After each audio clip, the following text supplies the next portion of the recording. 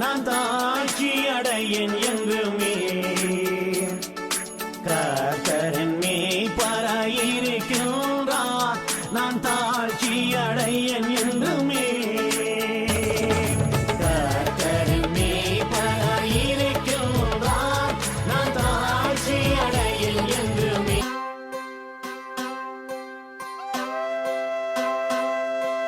This is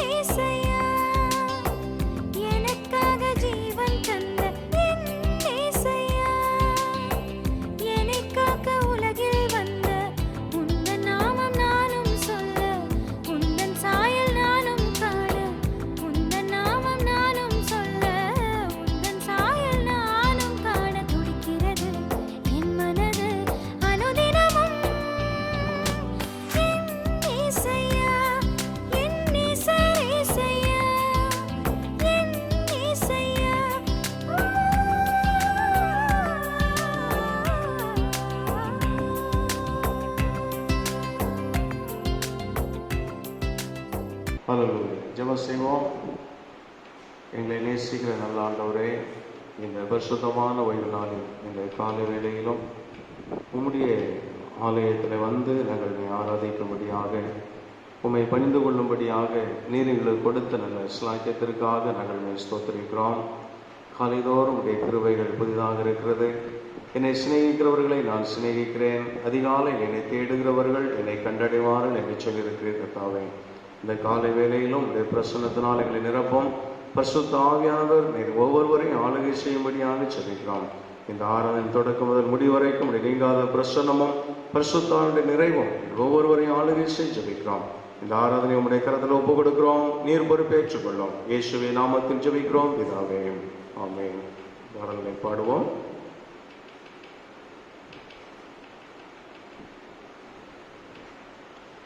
கீர்த்தனை 108வது பாடல்.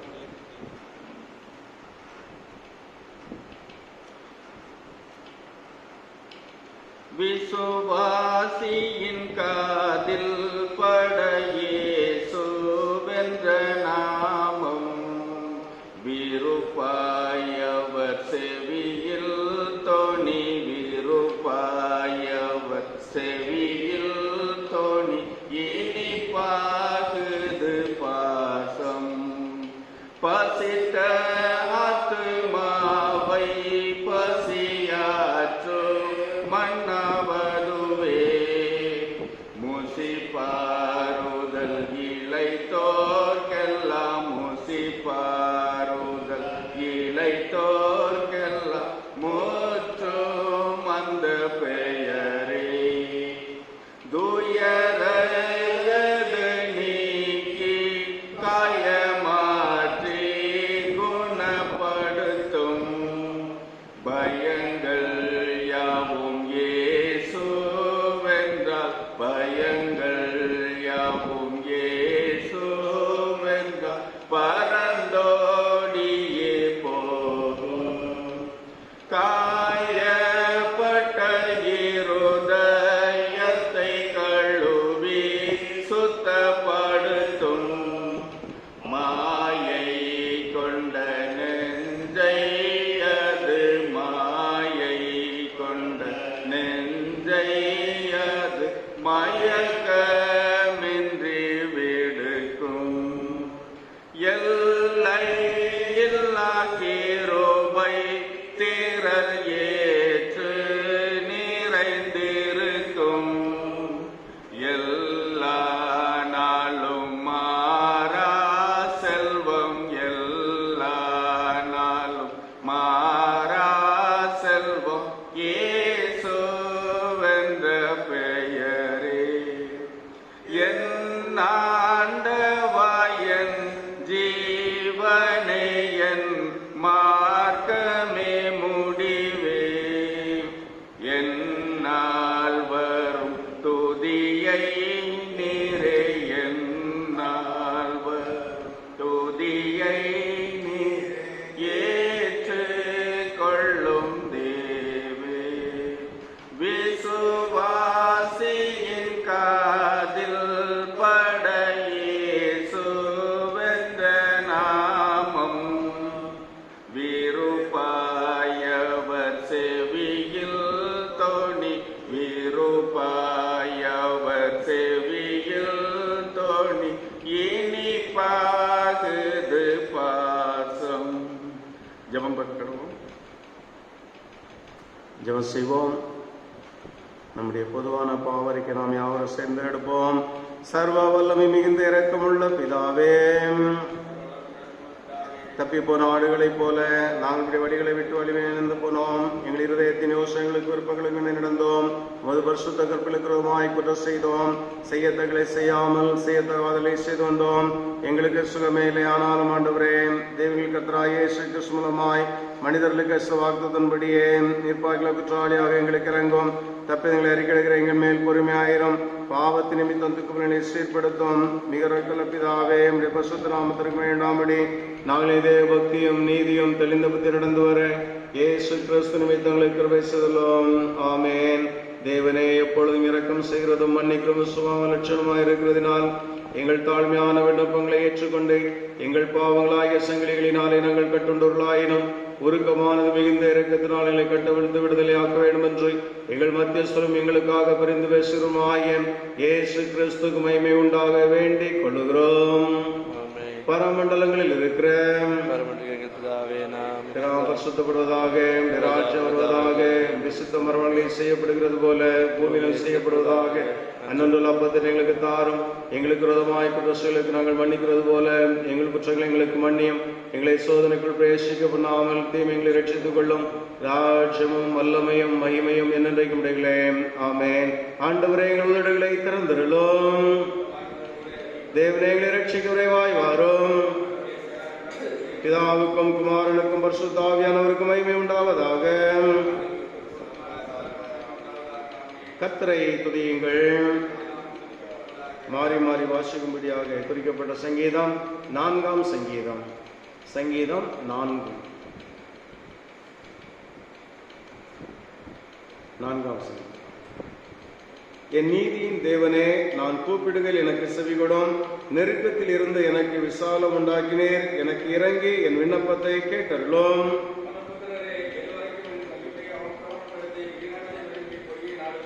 பக்தி உள்ளவனை கர்த்தர் தமக்காக தெரிந்து கொண்டார் என்று அறியுங்கள். நான் கர்த்தரை நோக்கி கூப்பிடுகையில் அவர் கேட்பார்.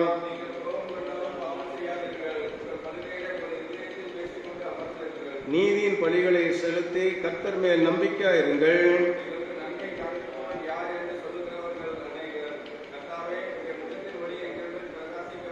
அவர்களுக்கு தானியமும் திராட்சரசமும் பெருகிருக்கிற காலத்தின் சந்தோஷத்தை பார்க்கிலும் அதிக சந்தோஷத்தை என் இருதயத்தில் தந்தேன்.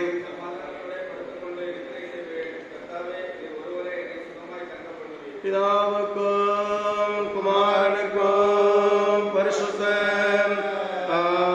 ஆவிக்கும் மகிமையும்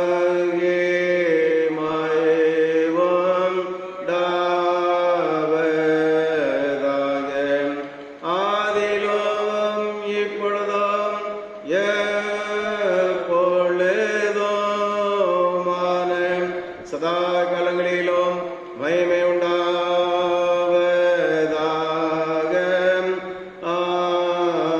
ஆமென். வானத்தையும் பூமியையும் படைத்த சர்வ பிதாவாகிய தேவனை விசுவாசிக்கிறேன். அவருடைய ஒரே குமாரனாகிய நம்முடைய நாதர் இயேசு கிறிஸ்துவை விசுவாசிக்கிறேன். அவர் பரிசுத்த ஆவியினாலே கன்னிமரியால் பிறந்தார். பொந்து பிலாத்தின் காலத்தில் பாடுபட்டு சிலுவை அறையுண்டு மரித்து அடக்கம் பண்ணப்பட்டு பாதாளத்தில் இறங்கினார். 3ஆம் நாள் மரித்தொழுந்து எழுந்தருளினார். பரமண்டத்துக்கு ஏறி சர்வ வல்லமையுள்ள பிதாவாகிய தேவனுடைய வலது பாசம் விட்டிருக்கிறார். அவ்விடத்திலிருந்து உயிர்லோரை மருத்துவர் நினைந்திருக்க வருவார். பரிசுத்தாய் விசுவாசிக்கிறேன். பொதுவாயிருக்க சபையும் பரிசுத்த வேண்டிய ஐக்கியமும் பாவ மன்னிப்பும் சரீரம் உயிர்த்தலும் நித்திய ஜீவனும் என்று விசுவாசிக்கிறேன். ஆமென். சபையை உட்காருங்கள். வேதபாட வாசியம் கேட்போம். பொதுவான வேத பாடம். அப்போஸ்தலனாகிய பரிசுத்த பவுல் தீமோத்தேயுவுக்கு எழுதின 1ஆம் நிருபம் 6ஆம் அதிகாரம் 6ஆம் வசனம் முதல் 12ஆம் வசனம் வரை. 1 தீமோத்தேயு 6ஆம் அதிகாரம் 6ஆம் வசனம் முதல். போதும் என்கிற மனதுடனே கூடிய தேவ பக்தியே மிகுந்த ஆதாயம். உலகத்திலே நாம் ஒன்றும் கொண்டு வந்ததும் இல்லை, இதிலிருந்து நாம் ஒன்றும் கொண்டு போவதும் இல்லை என்பது நிச்சயம். உண்ணவும் உடுக்கவும் நமக்கு உண்டாயிருந்தால் அது போதுமென்று இருக்க கடவோம். ஐஸ்வர்யவான்களாக விரும்புகிறவர்கள் சோதனையிலும் கண்ணியிலும் மனுஷரை கேட்டிலும் அழிவிலும் அமிழ்த்துகிற மதிகேடும் சேதமுமான பலவித இச்சைகளிலும் விழுகிறார்கள். பண ஆசை எல்லா தீமைக்கும் வேறாயிருக்கிறது. சிலர் அதை இச்சித்து விசுவாசத்தை விட்டு வலுவி அநேக வேதனைகளாலே தங்களை உருவ குத்தி கொண்டிருக்கிறார்கள்.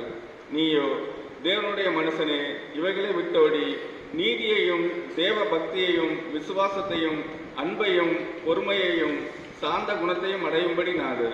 விசுவாசத்தின் நல்ல போராட்டத்தை போராடு. நித்திய ஜீவனை பற்றிக்கொள். அதற்காகவே நீ அழைக்கப்பட்டாய். அநேக சாட்சிகளுக்கு முன்பாக நல்ல அறிக்கை பண்ணுகிறவனுமாய் இருக்கிறாய் என்பது. வாசிக்க வேண்டிய பொதுவான வேத பாடம் வாசித்தாய்.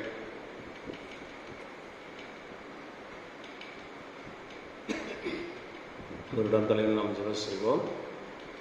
எங்கள் கண்மலையும் மீட்பெருமாகிய கர்த்தாவே, எங்கள் வாயின் வார்த்தைகளும் எங்கள் இருதயத்தின் தியானமும் உமது சமூகத்தில் பிரிதியாயிருப்பதாக. ஆமென். சங்கீதத்தின் புஸ்தகம் 4ஆம் சங்கீதத்தில் ஒரு வசனத்தை நாம் வாசிப்போம். பக்தி உள்ளவனை கர்த்தர் தமக்காக தெரிந்து கொண்டார் என்று அறியுங்கள். நான் கர்த்தரை நோக்கி கூப்பிடுகையில் அவர் கேட்பார். பக்தி உள்ளவனை கர்த்தர் தமக்காக தெரிந்து கொள்ளுகிறார். இப்படியானால் பக்தி என்றால் என்ன என்பதை இந்த நாளிலே நாம் தியானிக்க கடமைப்பட்டிருக்கிறோம். பொதுவாக ஒவ்வொரு மார்க்கத்தாரும் தங்களுடைய பக்திகளை சில காரியங்களின் மூலமாக வெளிப்படுத்துகிறதை நாம் பார்க்கிறோம். ஆனால் ஒரு கிறிஸ்துவனுடைய பக்தி என்றால், ஒரு தேவனுடைய தேவ பக்தி என்று சொன்னால் அது என்ன என்பதை இன்றைக்கு நாம் தியானிக்க இருக்கிறோம். முதலாவதாக தேவ பக்தி என்று சொல்லும் பொழுது நாம் வேத வசனத்திற்கு கீழ்ப்படிந்து நடக்கிறது மாத்திரமே தேவன் மீது நமக்கு வைத்திருக்கிற அந்த பக்தியை நாம் வெளிப்படுத்துகிறோம். பொதுவாக கீழ்ப்படிதல், தேவனுடைய வசனத்துக்கு நாம் கீழ்ப்படிந்து நடக்கும் பொழுது நாம் தேவனுடைய பக்தியை நாம் வெளிப்படுத்துகிறோம். இன்றைக்கு ஆண்டவருடைய வார்த்தைக்கு அண்ட சராசரங்களும் கீழ்ப்படுகிறது. ஆண்டவர் சொன்னார், ஒருமுறை காற்றையும் கடலையும் பார்த்து இறையாதே அமைதலாயிரு என்று சொன்னார். அப்படியே அது அமைதலாயிற்று. ஆண்டவருடைய வார்த்தைக்கு இயற்கைகள் கீழ்ப்படுகிறது, ஆண்டவருடைய வார்த்தைக்கு அண்ட சராசரங்களும் கீழ்ப்படுகிறது. அப்படியானால் ஆண்டவருடைய வார்த்தைக்கு நாம் கீழ்ப்படிந்து நடக்க வேண்டும். சவுலை குறித்து வேதத்திலே பழைய ஏற்பாட்டின் புஸ்தகத்திலே வாசிக்கும் பொழுது ஆண்டவர் சொல்லுகிறார், அமலேக்கருடைய எல்லாவற்றையும் அழித்துவிடு என்று சொன்ன பொழுது அங்கே சவுல் எல்லாவற்றையும் அழித்து விடாதற்கு பதிலாக சில காரியங்களை அவர் தவறாக செய்தார்.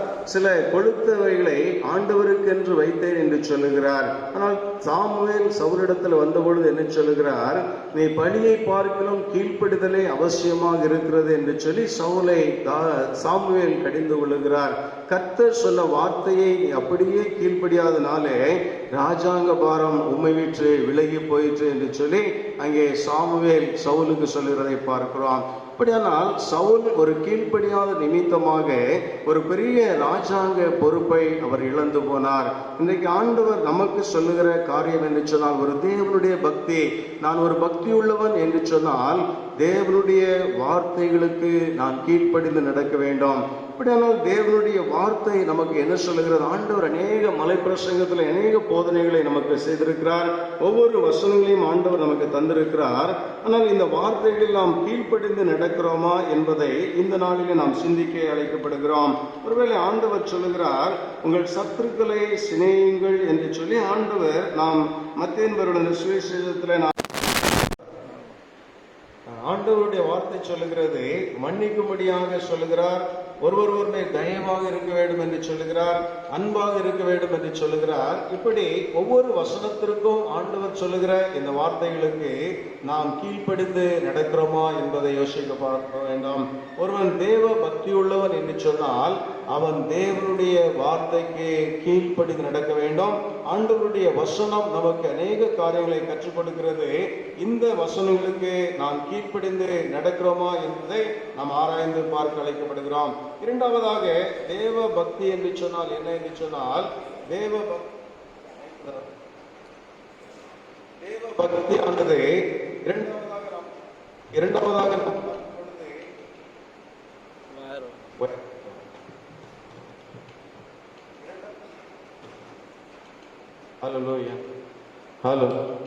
இரண்டாவதாக நாம் பார்க்கும் பொழுது அங்கே தேவ பக்தி என்று சொன்னால் என்ன என்று சொன்னால், வேதம் சொல்லுகிறது, நாம் தேவனுடைய வார்த்தையை நாம் கீழ்ப்படுகிறது மாத்திரமல்ல. யாக்கோபுக்களை நிருபம் 2ஆம் அதிகாரத்தில் சொல்லப்பட்டிருக்கிறது, ஒருவன் தன் நாவை அடக்காமல் அவனை தேவ பக்தி உள்ளவன் என்று சொன்னால் அவனுடைய தேவ பக்தி வீணாக இருக்கும். இரண்டாவதாக ஒரு தேவ பக்தி உள்ள மனிதன் எப்படி இருக்க வேண்டுமா? தன் நாவை அடக்குகிறவனாக இருக்க வேண்டும். தன் நாவை அடக்காதவன் அவனுடைய தேவ பக்தி அது வீணாக இருக்கும். இன்றைக்கு நாவினாலே நாம் செய்கிற பாவங்களை குறித்து யாக்கோபு அங்கே சொல்லப்பட்டிருக்கிறது 4ஆம் அதிகாரத்திலே, இந்த நாவானது ஒரு நெருப்பாக இருக்கிறது, நாவானது ஒரு குடும்பத்தை அழிக்கிறதாக இருக்கிறது.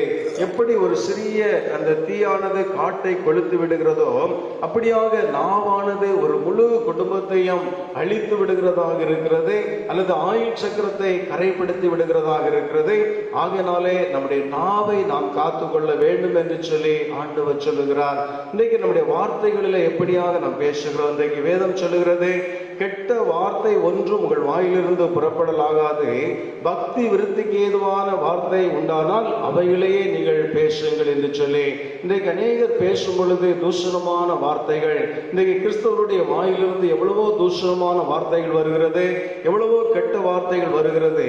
ஆனால் வேதம் சொல்லுகிறது, பரிசுத்த ஆவியானவரை அது துக்கப்படுத்துகிறதாக இருக்கிறது.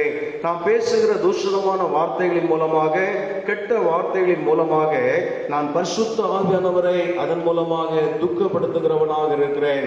ஆகினாலே கெட்ட வார்த்தை ஒன்றும் நம்முடைய வாயிலிருந்து புறப்பட வேண்டாம். பரிசுத்த ஆவியானவரை துக்கப்படுத்துகிற வார்த்தைகளை நான் பேச வேண்டாம் என்று சொல்லி ஆண்டவருடைய வார்த்தை சொல்லுகிறது. அது மாத்திரமல்ல, பிறரை அவமதிக்கிற வார்த்தைகள், பிறரை இழிவுபடுத்துகிற பேசுகிற வார்த்தைகள், மற்றவர்கள் புண்படும்படியாக பேசுகிற வார்த்தைகள், மற்றவர்களுக்கு விரோதமாக பேசுகிற வார்த்தைகள், குற்றப்படுத்துகிற வார்த்தைகள், இப்படி எத்தனையோ வார்த்தைகள் நம்முடைய வாயிலிருந்து புறப்படுகிறது. வேதம் சொல்லுகிறது, அதிக வார்த்தையினாலே பாவம் இல்லாமல் போகாது என்று சொல்லி. ஆகையினாலே இந்த நாளிலே நம்முடைய வார்த்தையின் மீது நாம் கவனம் உள்ளவர்களாக இருக்க வேண்டும். நாம் பேசுகிற வார்த்தைகள் மற்றவர்களை புண்படுத்தாதபடி, மற்றவர்களுக்கு காயத்தை ஏற்படுத்தாதபடிக்கு, தூஷணமான வார்த்தைகளை பேசாதபடி நம்முடைய நாவை நாம் காத்துக்கொள்ள வேண்டும். இதுதான் தேவ பக்திக்கு அடையாளமாக இருக்கிறது. முதலாவதாக தேவ பக்திக்கு அடையாளம் என்ன? தேவனுடைய வசனங்களுக்கு நாம் கீழ்ப்படிந்து நடக்கிறது தேவ பக்தி. இரண்டாவதாக நம்முடைய நாவை அடக்குகிறது தேவ பக்தியாக இருக்கிறது. மூன்றாவதாக தேவனுடைய பக்தி என்று சொன்னால், அதிலேயே யாக்கோபு 2ஆம் அதிகாரம் கடைசி வசனங்களை வாசிக்கிறோம். அங்கே குற்றமில்லாதபடி தன்னை காத்துக் கொள்ளுகிறதும், மாசில்லாதபடி தன்னை கரைபடுத்தாதபடிக்கு நம்மை காத்துக் கொள்ளுகிறதுமே தேவனுக்கு முன்பதாக சுத்த பக்தியாக இருக்கிறது. அப்படியால் இந்த உலகம் எங்கு பார்த்தாலும் பாவம் நிறைந்ததாக இருக்கிறது. எங்கு பார்த்தாலும் மனிதர்கள் கெட்டவர்களாக காணப்பட்டு கொண்டிருக்கிறார்கள். இப்படிப்பட்ட பாவம் நிறைந்த உலகத்துல எங்கு பார்த்தாலும் தவறு செய்கிற மக்கள் மத்தியிலே நாம் குற்றம் இல்லாதவர்களாக நம்மை காத்துக்கொள்ள வேண்டும் என்று சொல்லி ஆண்டவர் எதிர்பார்க்கிறார். கரைபடாத ஒரு வாழ்க்கை, ஒரு பரிசுத்தமுள்ள வாழ்க்கை, மற்றவர்கள் நம்மை குற்றப்படுத்தாத ஒரு வாழ்க்கை வாழ வேண்டும் என்று சொல்லி ஆண்டவர் எதிர்பார்க்கிறார். இதுதான் பக்திக்கான ஒரு காரியம். வேதத்தில் வாசிக்கும் பொழுது ஒரு மூப்பரை சபையில ஏற்படுத்த வேண்டும் என்று சொன்னால் அவன் குற்றமற்றவனாக இருக்க வேண்டும், பிறரால் நற்சாட்சி பெற்றவனாக இருக்க வேண்டும் என்று சொல்லி ஆண்டவர் சொல்லுகிறார். இயேசுவை குறித்து குற்றம் சாட்டும்படியாக அநேக குற்றச்சாட்டுகளை தேடினார்கள். ஒருவரும் ஒரு குற்றச்சாட்டையும் அவர்கள் மேல் சுமத்த முடியவில்லை. அதனாலே ஆண்டவர் சொல்கிறார், என்னை குற்றப்படுத்துறவர்கள் யார் என்று சொல்லி ஆண்டவர் கேட்கிறார். என்னிடத்திலே பாவம் உண்டு என்று சொல்லி என்னை யார் குற்றப்படுத்த முடியும்? குற்றம் இல்லாத வாழ்க்கை இயேசு கிறிஸ்து வாழ்ந்தார். இன்றைக்கு ஆண்டவர் நம்மை பார்த்து சொல்லுகிறார், தேவ பக்தி உள்ளவன் என்று சொன்னால் நீ மற்றவர்கள் சாட்சி பகரும்படியாக குற்றமற்ற ஒரு வாழ்க்கை, இந்த உலகத்திலே கரைபடாத ஒரு வாழ்க்கை, ஒரு பரிசுத்தம் உள்ள வாழ்க்கை நீ வாழ வேண்டும் என்று சொல்லி ஆண்டவர் சொல்லுகிறார். கடைசியாக நாம் வேதத்திலே வாசித்தது போல போதும் என்கிற மனதுடனே கூடிய தேவ பக்தியே அது மிகுந்த ஆதாயம். அப்படியானால் கடைசியாக ஆண்டவர் சொல்லுகிறார், தேவ பக்தி என்று சொன்னால் என்ன? திருப்தி உள்ள ஒரு வாழ்க்கை வாழ்வது.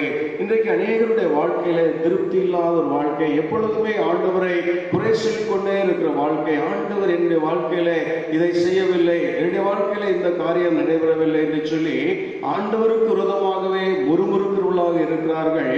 ஆண்டவர் தந்திருக்கிறதுல நாம் ஒருபோதும் திருப்தி இல்லாமல் வாழ்ந்து கொண்டிருக்கிறவர்களாக நாம் இருக்கிறோம். நாம் யாத்திராகமத்தின் புஸ்தகம் இஸ்ரவேல் மக்களை பார்க்கும் பொழுது பெரிய அடிமைத்தனத்திலிருந்து ஆண்டவர் விடுதலையை கொடுத்தார். அவர்களுக்கு வானத்திலிருந்து மன்னாவை வர்ஷிக்கப்படினார். சமுத்திரத்தின் கடையாந்திலிருந்து காளைகளை அடித்து கொடுத்தார். கற்பாறையிலிருந்து தண்ணீரை வரவழைத்து கொடுத்தார். இப்படி ஆண்டவர் அற்புதங்களை செய்தார். கானான் தேசத்திற்கு கொண்டு போகும்படியாக வனாந்தரத்திலே பகலில் மேகஸ்தம்பமாக, இரவில் அக்னிஸ்தம்பமாக இருந்து வழி நடத்தினார். ஆனால் இஸ்ரவேல் மக்களுக்கு திருப்தி இல்லாதபடி தேவனுக்கு விரோதமாக முறுமுறுக்கிறவர்களாக இருந்தார்கள். ஆகையினாலே ஆண்டவர் அவர்களை வழியிலே அழித்து போட்டார். அவருடைய சந்ததிகள் கானான் தேசத்துக்குள் பிரவேசிக்க செய்தார். காரணம் என்ன? இன்றைக்கு தேவன் எவ்வளவோ நன்மைகளை நம்முடைய வாழ்க்கையிலே செய்திருக்கிறார். எவ்வளவோ அற்புதங்களை செய்திருக்கிறார், நன்மையானவைகளை செய்திருக்கிறார். அதையெல்லாம் நாம் மறந்து தேவன் சாதாரணமான ஒரு காரியங்களிலே நமக்கு நஷ்டம் வரும் பொழுது, சாதாரணமான ஒரு சின்ன பிரச்சனைகள் வரும் பொழுது நாம் தேவனுக்கு விரோதமாக முறுமுறுக்கிறவர்களாக காணப்படுகிறோம். இன்றைக்கு ஆண்டவர் நம்மை பார்த்து சொல்லுகிறார், உனக்கு தந்திருக்கிற குடும்ப வாழ்க்கையில, உனக்கு தந்திருக்கிற பிள்ளைகள், உனக்கு தந்திருக்கிற தொழில், உனக்கு தந்திருக்கிற காரியங்கள் எதுவாக இருந்தாலும் அதிலே தேவனை மகிமைப்படுத்தி அதிலே திருப்தி உள்ள வாழ்க்கை வாழும்படியாக கற்றுக்கொள்ள வேண்டும். இன்றைக்கு எவ்வளவுதான் வசதிகள் இருந்தாலும், எவ்வளவுதான் பணங்கள் வந்தாலும் மனிதன் திருப்தி இல்லாதபடிக்கு வாழ்ந்து கொண்டிருக்கிறான். ஆனால் வேதம் சொல்லுகிறது, போதும் என்கிற மனதுடனே கூடிய தேவ பக்தியே மிகுந்த ஆதாயம் என்று சொல்லி வேதத்தில் வாசிக்கிறோம். அப்படியானால் இன்றைக்கு தேவ பக்தி என்று சொன்னால் என்ன? தேவ பக்தி என்று சொன்னால் முதலாவதாக தேவனுடைய வார்த்தைக்கு நான் கீழ்ப்படிந்து நடக்க வேண்டும். இரண்டாவதாக நம்முடைய வார்த்தைகளை நாம் காத்துக்கொள்ள வேண்டும். மூன்றாவதாக கரைபடாதபடிக்கு குற்றமில்லாத ஒரு பரிசுத்தம் உள்ள வாழ்க்கை நாம் வாழ வேண்டும். கடைசியாக தேவன் தந்திருக்கிற எதுவாக இருந்தாலும் அதிலே நாம் திருப்தியாக ஒரு வாழ நாம் கற்றுக்கொள்ள வேண்டும். இதைதான் தேவ பக்தி என்று சொல்லி வேதம் சொல்லுகிறது. ஆகினால் இந்த தேவ பக்தியிலே நடந்து நாம் தேவனை மகிமைப்படுத்துவோம். அப்படிப்பட்ட கிருபைகளை ஆண்டவர் நமக்கு தந்து நம்மை வழிநடத்துவாராக. ஆமென். ஜெபம் செய்வோம்.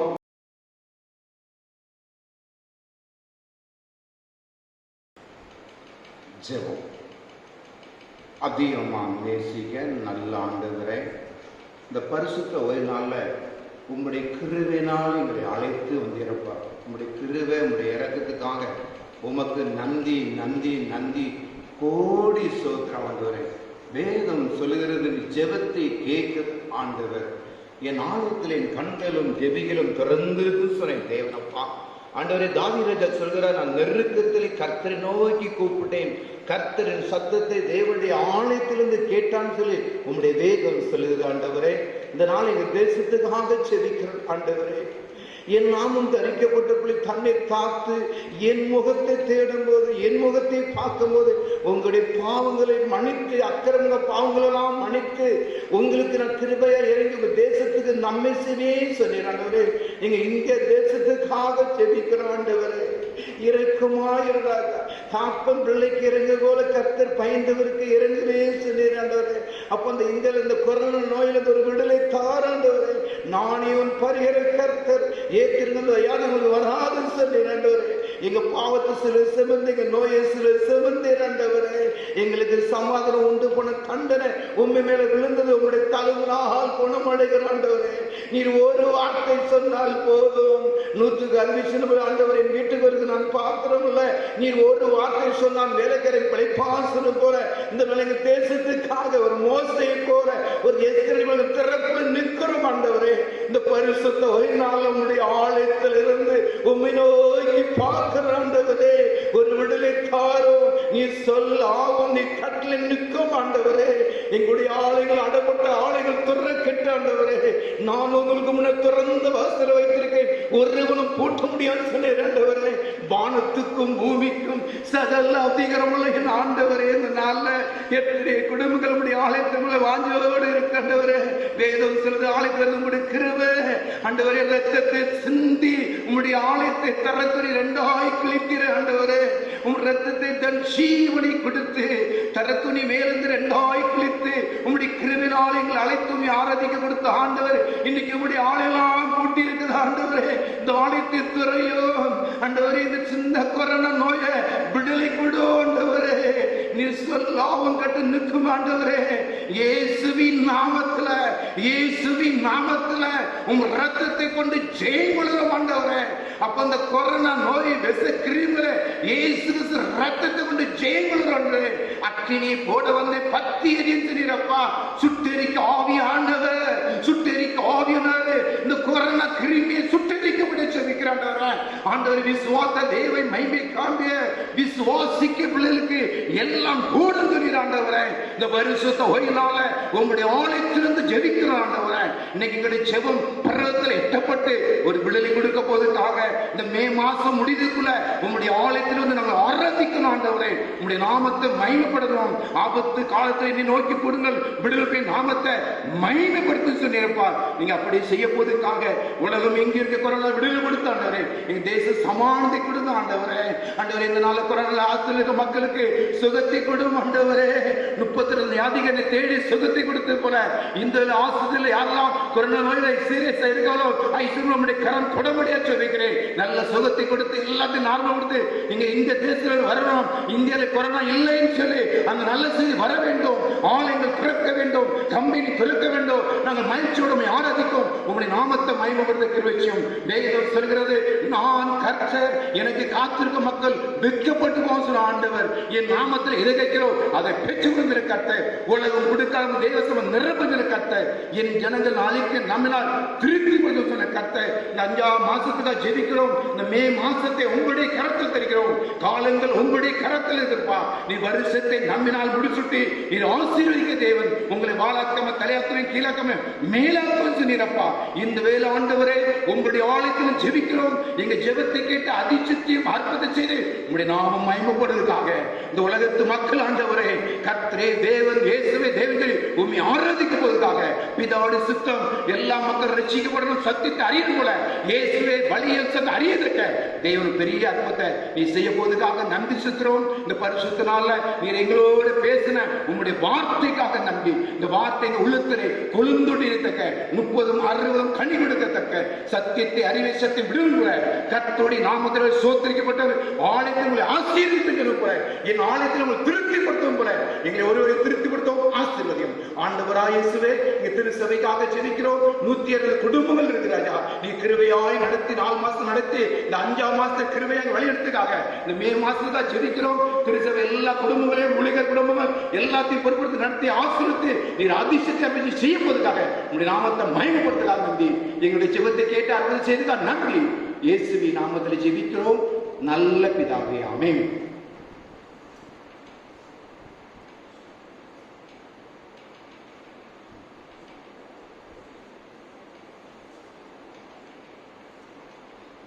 தலைகளை தாழ்த்தி ஜெபிப்போம்.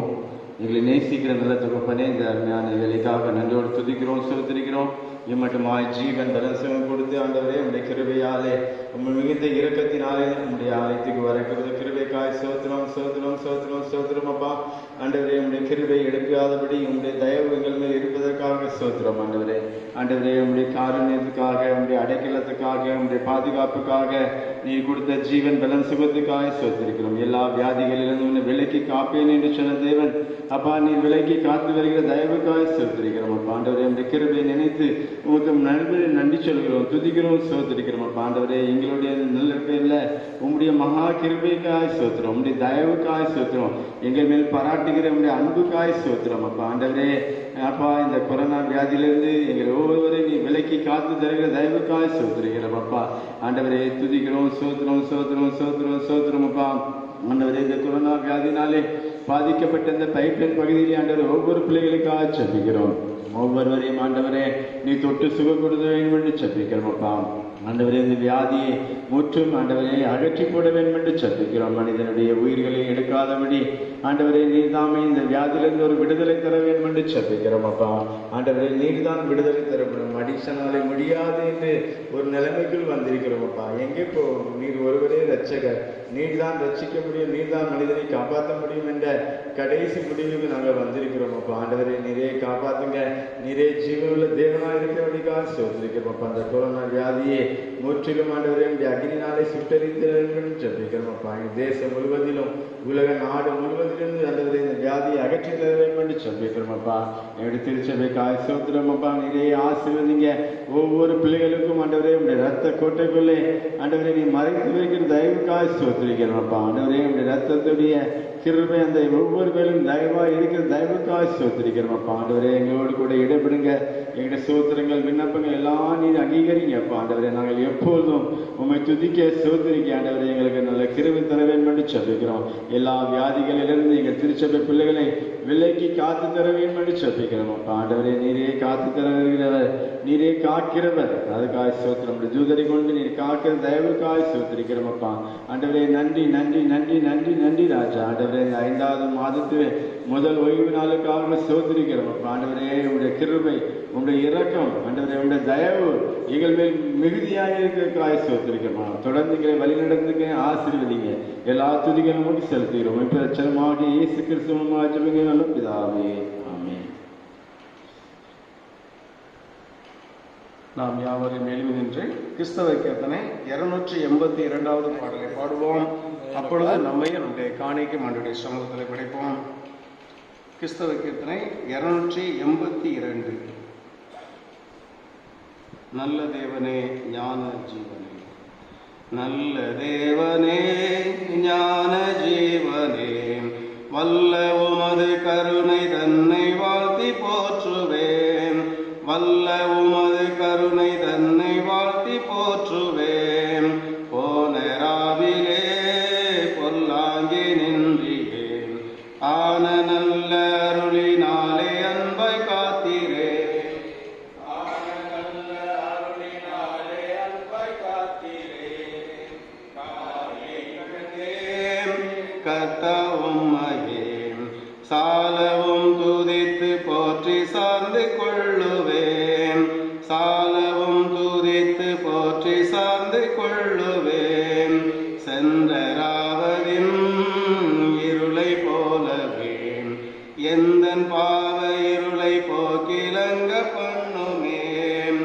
எந்தன் பாவ இருளை போக்கிலங்க பண்ணுமே.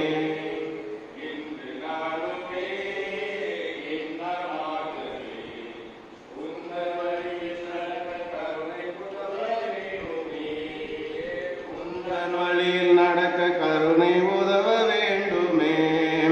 ஒளியின் பிள்ளையாய் ஊக்கமாகவே எளிய நின்றும் நடக்க ஆவியேந்தருளுமே.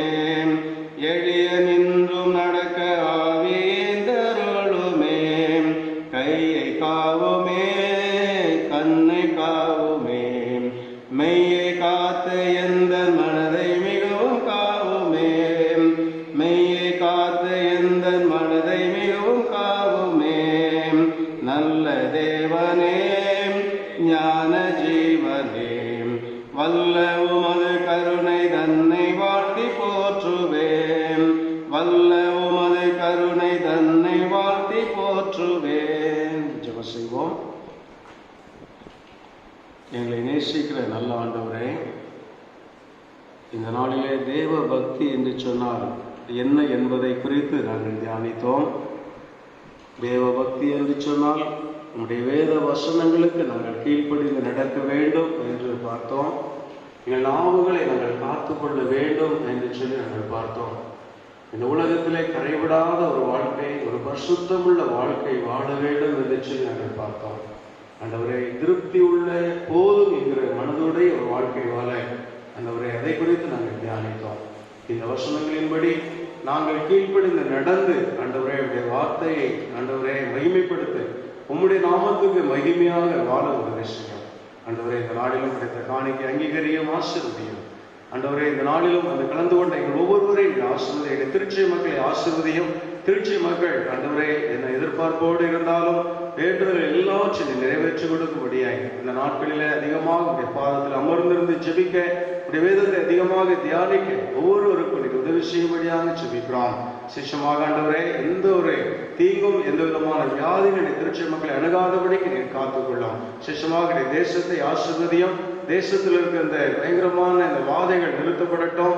ஆண்டவரே, ஒவ்வொரு மக்களுக்கும் நீ ஜீவனையும் சுகத்தையும் பலத்தை கொடுக்க நாங்கள் ஜெபிக்கிறோம். இதனால் என்னுடைய கரத்துல ஒப்பு கொடுக்கிறோம். நீர் பொறுப்பேற்றுக் கொள்ளும். துதி கன மகிமை எல்லாமே செலுத்துகிறோம்.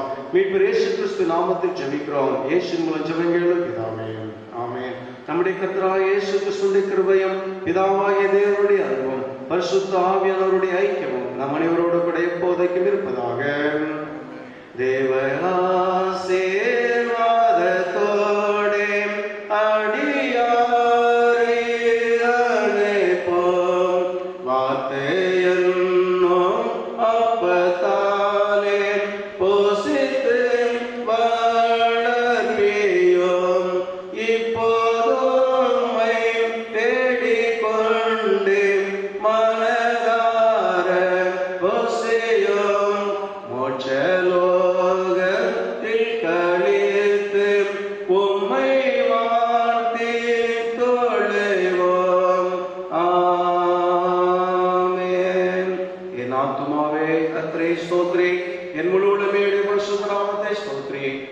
ஆத்மாவே கர்த்தரை ஸ்தோத்திரி, கர்த்தர் செய்த சகல உபகாரங்களையும் மறவாதே. ஆமென். கர்த்தர் உங்களோடு இருப்பாராக.